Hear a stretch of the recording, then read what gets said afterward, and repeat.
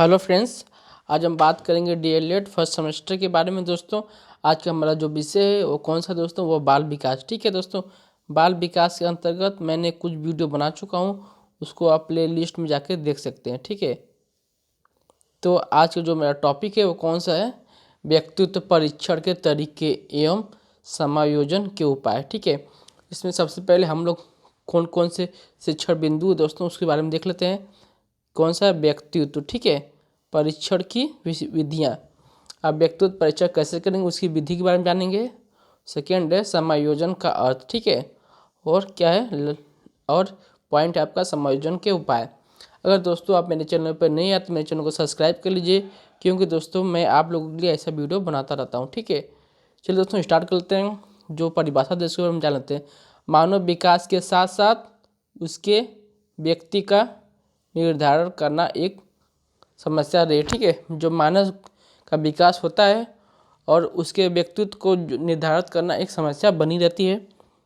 वर्तमान समय में संपूर्ण व्यक्तित्व का मूल्यांकन आवश्यक नहीं माना जाता है। ठीक है, बल्कि किसी प्रयोजन हेतु व्यक्तित्व का मापन आवश्यक होता है, किसी प्रयोजन के लिए। ठीक है, अतः व्यक्तित्व मापन की विभिन्न विधियां अलग अलग प्रयोजनों में प्रयोग की जाती है। ठीक है, तो कौन कौन से हैं, सबसे पहले इसकी जो व्यक्तित्व परीक्षण की जो कौन सी है अपन की विधियां, इसको हम लोग अच्छे से देख लेते हैं। व्यक्तित्व के मापन को 3 प्रकार की विधियों में बांटा गया जा सकता है या बांटा गया है, जो निम्नलिखित। पहला कौन सी विधि है, आत्मनिष्ठ विधि। दूसरा क्या है, वस्तुनिष्ठ विधि।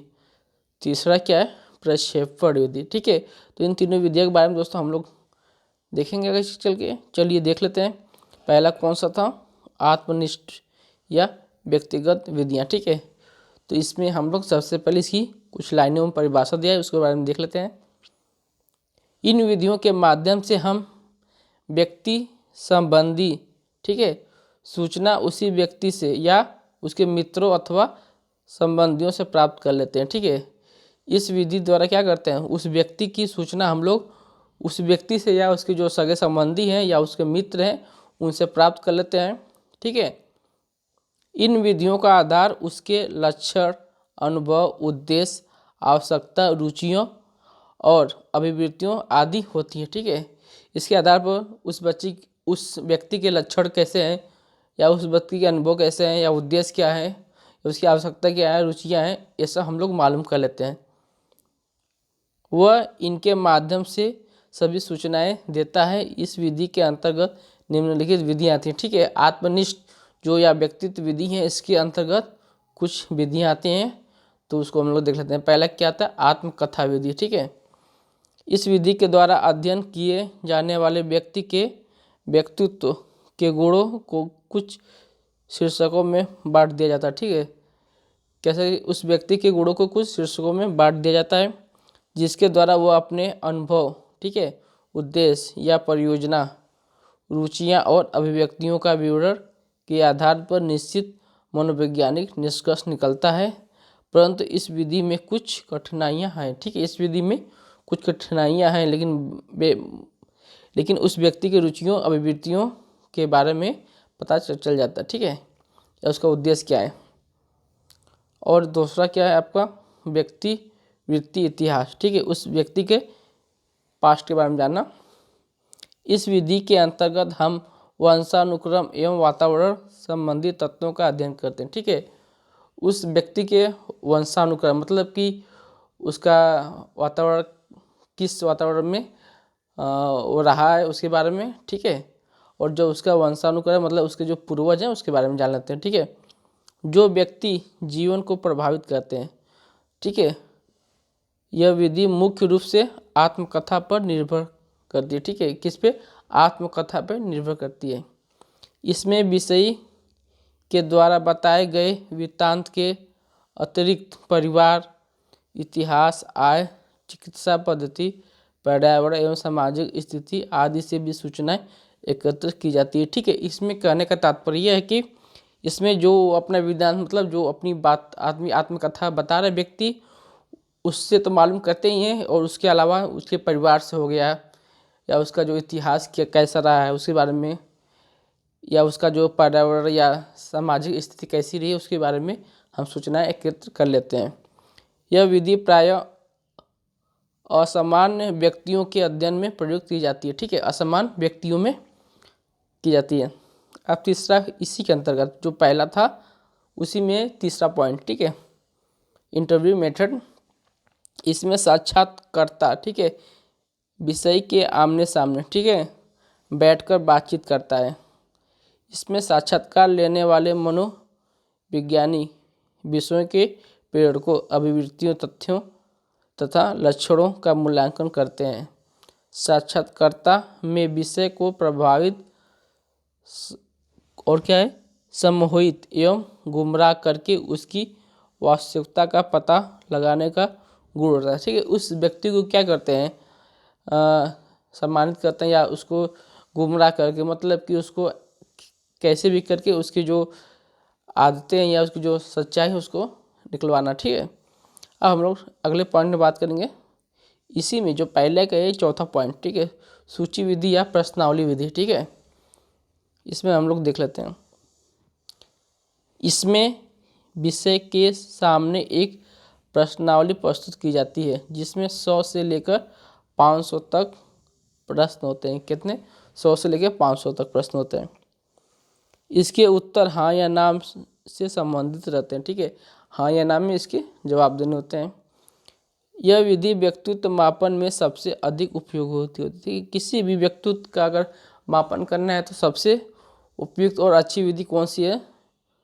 प्रश्नावली विधि। ठीक है, विषयी प्रश्नावली को बढ़ता है और अपने उत्तरों को स्पष्ट करता जाता है। ठीक है, वो प्रश्नावली क्या है, पढ़ता है और अपने उत्तरों को स्पष्ट करता जाता है। इनका प्रयोग व्यक्तिगत एवं सामूहिक दोनों ही रूपों में किया जाता है। ठीक है, इसका प्रयोग क्या करता है, व्यक्तिगत और सामूहिक दोनों रूपों में। आप फर्स्ट आपका कंप्लीट हो जाता है, आप सेकेंड। ठीक है, इसमें क्या है, वस्तुनिष्ठ विधियाँ। ठीक है, इसके बारे में हम लोग देख लेते हैं। Objective method. ये विधियाँ इस तथ्य पर आश्रित हैं कि उसका प्रत्यक्ष व्यवहार अवलोकनकर्ता को कैसे लगता है। ठीक है, ये विधियाँ भी बुद्धि, रुचि एवं अभिरुचि को आधार मानकर क्रियाशील होती है।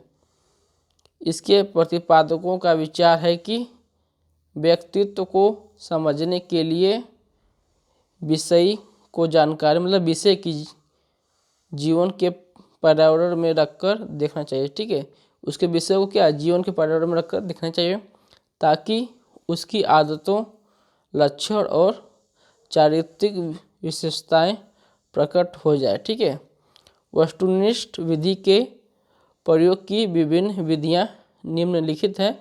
कौन कौन सी निम्नलिखित हैं विधियां उसको देख लेते हैं। ठीक है, अब जो सेकेंड में उसमें कुछ पॉइंटें हैं जिसको नंबर वाइज दिया गया, देख लेते हैं। पहला कौन सा है, नियंत्रित निरीक्षण। ठीक है, इस विधि का प्रयोग मनोवैज्ञानिक प्रयोगशाला में ही संभव है। ठीक है, कहाँ पे है, मनोवैज्ञानिक जो शाला होती है वहीं पे ही संभव है। ठीक है, क्योंकि पर्यावरण एवं विषय को नियंत्रण में लेकर कार्य करना कठिन होता है। इनमें विषय या विषय को कमरे में अकेला बैठाकर कोई कार्य करने के लिए दिया जाता है। ठीक है, मतलब उस व्यक्ति को, तथा उसकी क्रियाओं, हाव भाव और प्रक्रिया का अवलोकन इस रूप से किया जाता है कि विषय निरीक्षणकर्ता को देख न सके। ठीक है, वह व्यक्ति जो निरीक्षण करता है उसको देख न सके, ऐसी व्यवस्था की जाती है। वर्तमान समय में विषय के व्यवहार को चलचित्र के माध्यम से भी नोट किया जाता है। इस प्रकार से संपूर्ण व्यक्तित्व का मूल्यांकन किया जाता है। जो सेकेंड में है, सेकेंड पॉइंट था, उसमें सेकेंड ये भी पॉइंट है। कौन सा है उसके बारे में हम लोग देख लेते हैं। क्रम निर्धारण मापनी। ठीक है, रेटिंग स्केल। क्रम निर्धारण मापनी में गुणात्मक व्यवहार का अवलोकन किया जाता है। ठीक, इसमें गुणात्मक व्यवहार का अवलोकन किया जाता है। इसमें एक लंबी रेखा के नीचे खंड से कुछ विवरणात्मक विशेषण या वाक्यांश लिखे रहते हैं। इनके एक सिरे पर वाक्यांश की चरम सीमा होती है और दूसरे पर विपरीत गुणों की चरम सीमा होती है। ठीक है। क्रम निर्धारण मापनी पर लक्षणों को चिन्हित किया जाता है। क्रम निर्धारण मापनी में किसको? लक्षणों को चिन्हित किया जाता है, जिससे यह पता लग सके या लगाया जा सके कि अमुक व्यक्ति या वो व्यक्ति में वह गुण किस सीमा तक मिलता है। मतलब कोई गुण है वो किस सीमा तक या उसमें कितना पर्याप्त है। ठीक है। और इसमें कुछ लाइनें थी, देख लेते हैं। किस सीमा तक मिलता है तो देखो गया था। अब तीसरा आपका कौन सा है? प्रक्षेपण विधियां। ठीक है, इसके बारे में हम लोग देख लेते हैं।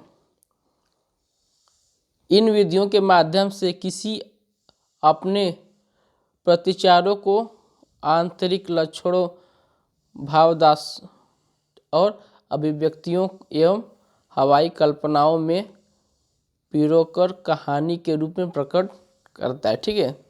कौन सी? इस विधि में किसी भी व्यक्ति के आंतरिक लक्षण या भाव, जो उसके दशाएं हैं या उसकी अभिव्यक्तियां, या जो मतलब वो कल्पना करता है, हवाई कल्पना कुछ भी करता हो, इस सब कहानियों के रूप में वो प्रकट करता है। इसके आधार पर उसके व्यक्तित्व का मूल्यांकन आसानी से कर सकते हैं। ठीक है। अब तो मूल्यांकन हो गया, अब व्यक्तित्व का समायोजन। ठीक है, इस पॉइंट को पढ़ना है। Adjustment of personality. ठीक है, पर्सनालिटी के बारे में देख लेते हैं। मनुष्य एक सामाजिक प्राणी है। ठीक है, यह अंत समय तक समाज में ही रहना चाहता है। मतलब मनुष्य क्या? एक सामाजिक प्राणी है। जब तक जीवन उसका जीता है तब तक वो समाज में रहना चाहता है। यह उसी समय अधिक प्रश्न दिखाई देता है जबकि वह स्वयं की रुचि, पसंद और अभिव्यक्तियों वाले व्यक्तियों को प्राप्त कर लेता है। ठीक है, वह व्यक्ति उस समय अधिक प्रसन्न दिखाई देता है जब वह स्वयं की जो उसकी रुचि हो या पसंद हो या अभिवृत्तियां उसको प्राप्त कर लेता है। ठीक है, इस व्यवहारिक गतिशीलता का ही नाम समायोजन है। जब व्यक्ति अप्रसन्न दिखाई देता है तो यह उसके व्यवहार का कुसमायोजन होता है। ठीक है। अब दोस्तों इसमें समायोजन का अर्थ क्या है, इसके बारे में जान लें। समायोजन का अर्थ, ठीक है, मीनिंग ऑफ एडजस्टमेंट। जब व्यक्ति गतिशील का प्रयोग आवश्यकताओं की पूर्ति और आत्मपुष्टि के लिए करता है तो इसे समायोजन की प्रक्रिया कहा जाता है। अब गेट्स व अन्य इनका क्या का नाम है या इनका क्या मत, उसके बारे में देख लेते हैं। समायोजन निरंतर चलने वाली प्रक्रिया। ठीक है, समायोजन क्या है? निरंतर चलने वाली एक प्रक्रिया है जिसके द्वारा व्यक्ति अपने और अपने वातावरण के बीच संतुलन संबंध रखने के लिए अपने व्यवहार में परिवर्तन करता है। ठीक है, कौन कहें? गेट्स व अन्य कहें। इस प्रकार स्पष्ट होता है कि व्यक्ति स्वयं विकास के लिए प्रेरकों की सहायता से परिस्थितियों पर विजय प्राप्त करता है। अब समायोजन की क्या देखेंगे दोस्तों? विधियां देखेंगे, मेथड्स ऑफ एडजस्टमेंट। ठीक है, इसमें इसको देख लेते हैं। समायोजन को प्रभावित करने में निराशा, मानसिक संघर्ष और तनाव प्रमुख कारण है। ठीक है, क्या है? समायोजन को प्रभावित करने वाले जो कारक हैं, मानसिक संघर्ष, ठीक है, निराशा हो गया या तनाव हो गया। ठीक है, ये सब प्रमुख लक्षण या कारण है। ठीक है, ये तीनों अपने दुष्ट प्रभावों के कारण व्यक्ति को कुसमायोजित व्यवहार करने को बाध्य कर देते हैं। ठीक है, ये तीनों कौन कौन से? निराशा हो या मानसिक संघर्ष या तनाव। ठीक है, अतः इन तीनों पर विजय प्राप्त करना ही व्यक्ति को समायोजन करना हो जाता है। ठीक है, इन तीनों पर अगर व्यक्ति विजय प्राप्त कर लेता है तो वो समायोजन कर सकता है या कर लेता है। ये प्रविधियाँ निम्नलिखित हैं, तो कौन कौन से उसके बारे में हम लोग चर्चा कर लेते हैं। पहला कौन सा है, प्रत्यक्ष विधि, ठीक है, डायरेक्ट मेथड। जब व्यक्ति चेतनावस्था में रहकर समायोजन को स्थापित करने के लिए प्रयत्न करता है तो वे प्रयत्न प्रत्येक विधियों के अंतर्गत माने जाते हैं। इन उपायों को लागू करने में वह अपने विवेक, तर्क शक्ति एवं बोध क्षमता, ठीक है, क्या करता है, इन उपायों को लागू करने के लिए व्यक्ति में क्या होता है, अपना विवेक, तर्क शक्ति एवं बोध क्षमता आदि का सहारा लेता है वो व्यक्ति, ठीक है। इन विधियों का प्रयोग विशेष रूप से समायोजन की किसी विशेष समस्या के अस्थायी समाधान के लिए किया जाता है। इन उपायों के अंतर्गत निम्नलिखित विधियां आती हैं। तो पहला कौन सी विधि आती है, इसको देख लेते हैं। बाधाओं का समाधान, ठीक है, इसके बारे में हम लोग चर्चा करेंगे। बाधाओं का समाधान, व्यक्ति अपनी आवश्यकता पूर्ति में आने वाली बाधाओं को समाप्त करने का चेतनात्मक प्रयत्न करता है, ठीक है। बहुत सारे प्रयत्न करते हैं चेतनात्मक व्यक्ति इन सब बाधाओं को समाप्त करने के लिए, ठीक है। यदि इस प्रकार से बाधा समाप्त हो जाती है तो उसका मानसिक तनाव समाप्त हो जाता है। अगर ऐसा करने से उस व्यक्ति की जो बाधा है अगर समाप्त हो जाती है या ख़त्म हो जाती है तो उसका जो तनाव है, उसका मानसिक तनाव, वो भी समाप्त हो जाता है। इस चेतनात्मक प्रयत्नों के अंतर्गत अभ्यास और लगन महत्वपूर्ण कार्य करते हैं। ये सब बाधाएं क्या है, ख़त्म करने के लिए उस व्यक्ति के अंदर क्या होना चाहिए, अभ्यास और लगन महत्वपूर्ण कार्य करते हैं। और देख लेते हैं इसमें सेकेंड पॉइंट कौन सा है, अन्य मार्ग खोजना, ठीक है। जब कोई व्यक्ति अपने लक्ष्य की पूर्ति में उत्पन्न विभिन्न बाधाओं को किसी कारणवश दूर नहीं कर पाता है तो किसी अन्य मार्ग या हल को खोजना पड़ता है, ठीक है। वो अगर अपनी जो बाधाएं उसको दूर नहीं कर पाता है तो कोई अन्य मार्ग खोजता है। इस प्रकार उसका मानसिक तनाव कम हो जाता है और वह समायोजन स्थापित कर लेता है। अब नेक्स्ट है उद्देश्य में परिवर्तन। जब व्यक्ति अपने लक्ष्य एवं उद्देश्य में सफल नहीं हो पाता है और न उत्पन्न बाधाओं पर विजय प्राप्त कर पाता है तो वह उद्देश्य को त्याग कर समानांतर उद्देश्य को ग्रहण कर लेता है। कोई भी व्यक्ति का अगर उद्देश्य है, ठीक है, अगर वो उसमें सफल नहीं हो पाया तो वो अपना उद्देश्य क्या है, त्याग देता है या कोई और उद्देश्य लेता है जो आसान हो या समानांतर उद्देश्य को ग्रहण कर लेता है। फोर्थ है विश्लेषण होगा एवं निर्णय। जब मनुष्य परिस्थितियों से घिरा होता है तो वह मानसिक संतुलन खो बैठता है, ठीक है।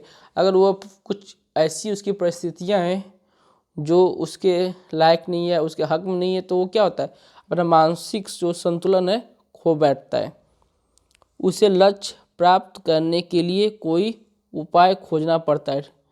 यह रास्ता परिस्थिति का सही विश्लेषण और उचित निर्णय करने पर ही निर्भर होता है, ठीक है।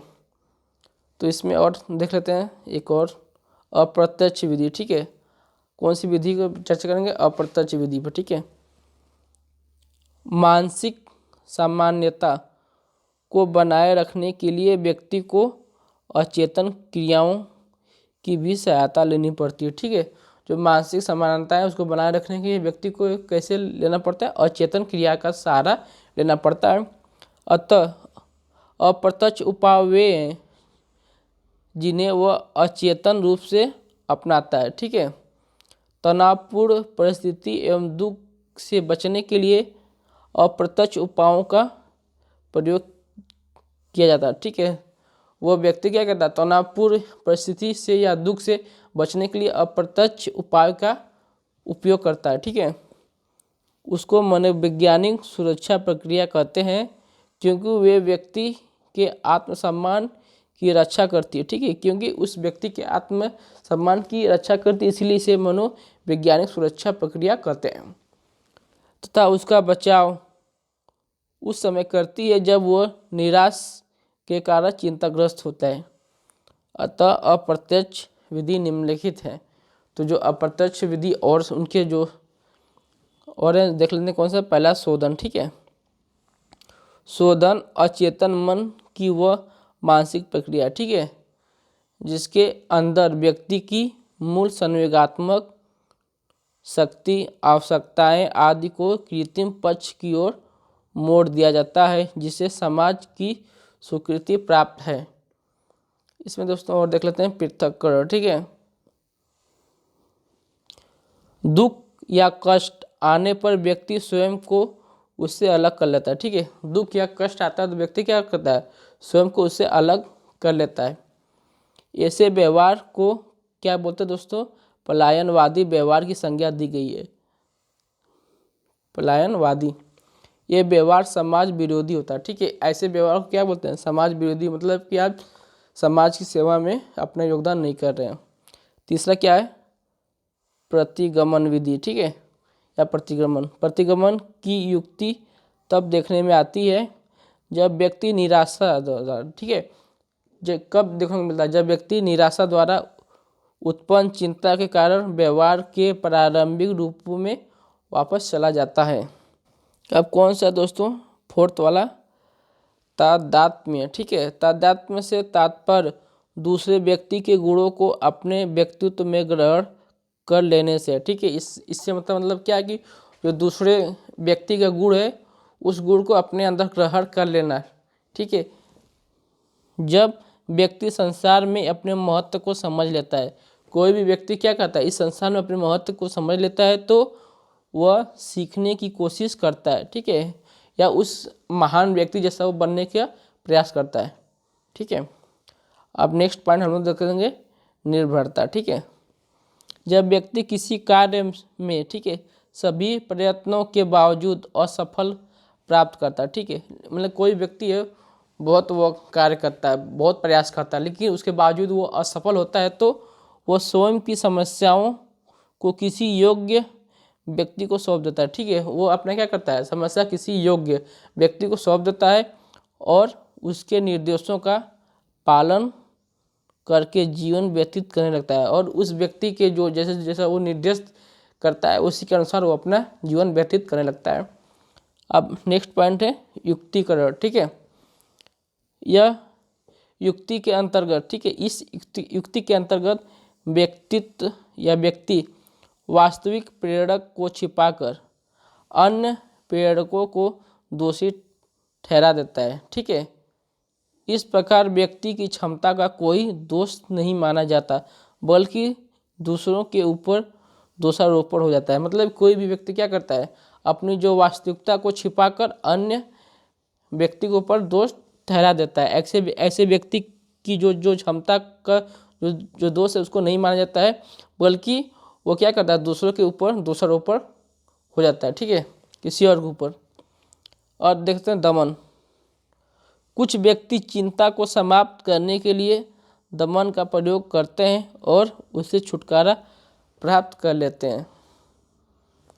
अब नेक्स्ट हम लोग देखेंगे प्रक्षेपण। ठीक है, प्रक्षेपण का कार्य चिंताजनक आवेगों से रक्षा करता है। ठीक है, इस युक्ति के अंतर्गत किसी अन्य प्रेरकों को थोपकर संघर्ष के स्रोत को छिपा लिया जाता है। और आपका नेक्स्ट है और लास्ट होगा इस चैप्टर का पॉइंट, क्षतिपूर्वक विधियाँ। ठीक है, यह प्रकृति का नियम है कि वह मानव को किसी क्षेत्र में सफल और किसी क्षेत्र में असफल बताती है।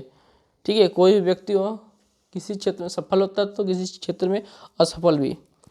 अतः जब वह एक क्षेत्र में असफल या स्वयं में कमी अनुभव करता है तो अन्य क्षेत्र में सफल प्राप्त कर लेता है। इस प्रकार से उत्पन्न तनाव समाप्त हो जाता है। इस विधि को प्रत्यक्ष एवं अप्रत्यक्ष दोनों ही विधियों को प्रयोग में लाया जाता है।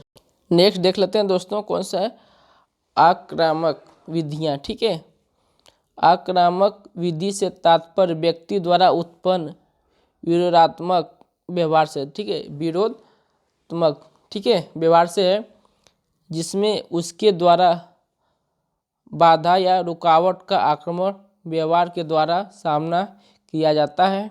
इस विधि से व्यक्ति का मानसिक तनाव शिथिल होकर समाप्त हो जाता है। ठीक है, व्यक्ति का क्या हो जाता है, मानसिक तनाव शिथिल हो जाता है और समाप्त हो जाता है। आक्रामक उपायों का प्रत्यक्ष एवं अप्रत्यक्ष दो रूपों में प्रयोग किया जाता है। ठीक है, जो आक्रामक उपाय है उसको प्रत्यक्ष और अप्रत्यक्ष दोनों रूप में प्रयोग किया जाता है। प्रत्यक्ष आक्रामकता यह है जिसमें व्यक्ति उसी व्यक्ति या वस्तु पर आक्रमण करता है जो उसके असंतोष का कारण होता है। अप्रत्यक्ष आक्रामकता वह है जिसमें व्यक्ति असंतोषजनक परिस्थितियों पर आक्रमण न करके अन्य ढंग से आक्रामक व्यवहार करके मानसिक तनाव को दूर करता है। अब दोस्तों ये वीडियो यहीं पे आप ख़त्म होती है। ठीक है, आपको मेरा वीडियो कैसा लगा, अच्छा लगा तो लाइक कीजिएगा। ठीक है, और दोस्तों में शेयर कर दीजिएगा। ठीक है, और मेरे चैनल पर नए आते मेरे चैनल को सब्सक्राइब कर लीजिएगा। ठीक है दोस्तों, धन्यवाद।